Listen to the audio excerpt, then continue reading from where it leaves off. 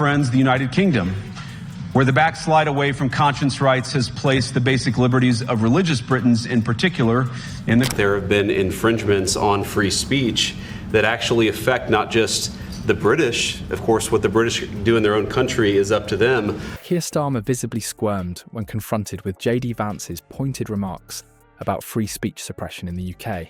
The moment that left Britain's Prime Minister struggling to maintain composure reveals a deeper truth about the state of civil liberties in a nation once considered a bastion of free expression. The retreat of Europe from some of its most fundamental values, values shared with the United States of America. As international scrutiny intensifies, Vance's declaration that, "I don't know what country you are living in, Keir," has become a damning indictment of the UK government's stance.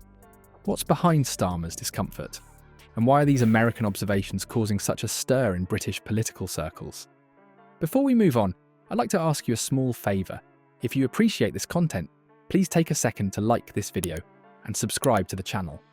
Over 98% of you watch the videos without subscribing. It costs you nothing, but it makes a huge difference to us. So, did you click the subscribe button? Great, thank you so much. Now back to the video. What happens when a British Prime Minister faces unexpected criticism on foreign soil? Keir Starmer's White House visit took an uncomfortable turn when Vice President JD Vance decided to go off script. The carefully orchestrated diplomatic dance suddenly transformed into a free speech showdown that left Starmer visibly rattled. Starmer arrived in Washington armed with prepared talking points about the special relationship between the UK and US. His agenda was clear: discuss trade, defence, and present himself as a competent statesman on the international stage. Instead, he walked straight into an expertly laid trap when American officials pivoted the conversation to Britain's increasingly restrictive speech policies. JD Vance didn't mince words when he confronted Starmer directly about what he called concerning patterns of speech suppression in the United Kingdom. In his remarks at the Munich Security Conference, Vice President Vance condemned free speech violations in the UK, particularly... The Vice President's calculated challenge caught Starmer completely off guard. Vance specifically highlighted how Britain's approach to regulating speech wasn't just a domestic issue, but had far-reaching implications for American technology companies operating across the Atlantic. The physical manifestations of Starmer's discomfort were impossible to miss. As Vance spoke, Starmer's composure noticeably faltered. His previously relaxed posture stiffened, his jaw tightened, and his normally steady gaze darted uncomfortably around the room. There have been infringements on free speech that actually affect not just the British. Of course, what the British do in their own country is up to them. Political body language experts would later point out how Starmer's hands, initially resting calmly on the podium, began fidgeting with his notes, a classic sign of anxiety. Perhaps most telling was Starmer's forced smile that never quite reached his eyes. When the cameras zoomed in, viewers could see the Prime Minister swallowing hard before attempting his response. His typical fluid delivery gave way to verbal stumbling as he struggled to counter Vance's direct assertions with vague platitudes. "We've had free speech for a very, very long time in the United Kingdom," Starmer defensively responded, his voice slightly higher than normal.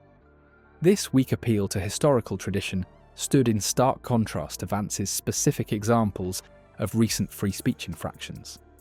While Vance spoke with the confidence of someone armed with facts, Starmer retreated into generalities about Britain's proud history and shared values. We wouldn't want to reach across US citizens, and we don't, and that's absolutely right. But in relation to free speech in the UK, I'm very proud of our history there. Classic evasive techniques when a politician lacks substantive counter-arguments. The stark juxtaposition couldn't have been clearer: Vance's direct confrontation versus Starmer's rhetorical evasion. As international media captured every uncomfortable moment, what emerged was the image of a Prime Minister unprepared to defend his government's approach to civil liberties on the world stage. The international spotlight rarely shines on a nation's civil liberties record during diplomatic meetings, yet Vance deliberately made Britain's speech restrictions the centrepiece of his Munich Security Conference remarks. This remarkable break from protocol signals a troubling shift. America now views UK speech suppression as a threat serious enough to challenge publicly. The question isn't whether Britain has a free speech problem. It's why foreign officials feel compelled to address it during high-profile diplomatic engagements. Friends, the United Kingdom, where the backslide away from conscience rights has placed the basic liberties of religious Britons in particular in the... Behind this unprecedented international scrutiny lies a disturbing pattern. While Starmer hides behind platitudes about Britain's very long tradition of free expression, the reality on the ground tells a different story. In recent years, thousands of British citizens have been investigated and arrested for social media posts that would be completely protected under America's First Amendment. Think about that. Ordinary people hauled before police for tweets, Facebook comments, and online jokes deemed offensive or harmful by government standards. What's particularly alarming is the selective nature of these enforcement actions. Naturally, the government urged readers to report any fellow citizens suspected guilty of thought crime. In Britain and across Europe, authorities have consistently targeted citizens expressing views critical of government policies on immigration, gender ideology, and COVID measures. A grandmother sharing concerns about mass migration, a teacher questioning gender ideology in schools, a comedian making a joke that some find distasteful. All have faced police questioning for speech that Americans take for granted as constitutionally protected.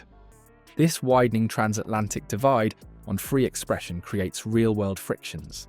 American tech companies operating in the UK face increasing pressure to censor content that would be perfectly legal in their home country. This regulatory mismatch forces platforms into impossible positions. Either restrict speech for British users in ways that violate American principles or face penalties from UK authorities. We've had free speech for a very, very long time in the United Kingdom, and it will last for a very, very long time. British officials have perfected a pattern of dismissal when confronted with these realities. They cite nuisance and public order concerns, or invoke vague notions of harmful content, without addressing the fundamental question: should a democratic government criminalise speech simply because it offends someone's sensibilities? At what JD Vance said, I'm furious because it took an American politician to say something that no one is brave enough to say in the UK. The growing international focus on UK speech restrictions reveals something more fundamental about Britain's democratic trajectory. When a major ally like the United States feels compelled to publicly call out these practices, it signals that the UK's approach has crossed a line from domestic policy to international concern. Speech suppression has become Britain's democratic blind spot, visible to everyone except those enforcing the restrictions. The silence from Downing Street speaks volumes. In the wake of Vance's pointed criticism, Starmer and his team have retreated into a telling hush, offering no substantive rebuttal to the accusations levelled against them. This diplomatic brush-off stands in stark contrast to the concerns of ordinary Britons, with recent polling revealing over 60% believe their free speech rights are under threat. The gap between government platitudes about Britain's proud tradition and the lived reality of citizens grows wider by the day. When your closest allies start publicly questioning your democratic credentials, it's time for serious introspection. The special relationship between the UK and US has weathered many storms, but fundamental disagreements about civil liberties represent a particularly troubling rift. Will Starmer finally acknowledge the legitimate concerns about Britain's growing censorship culture? Or will he continue to deflect and dismiss while the foundations of British liberty erode beneath our feet? His response, or lack thereof, may define his legacy as Prime Minister.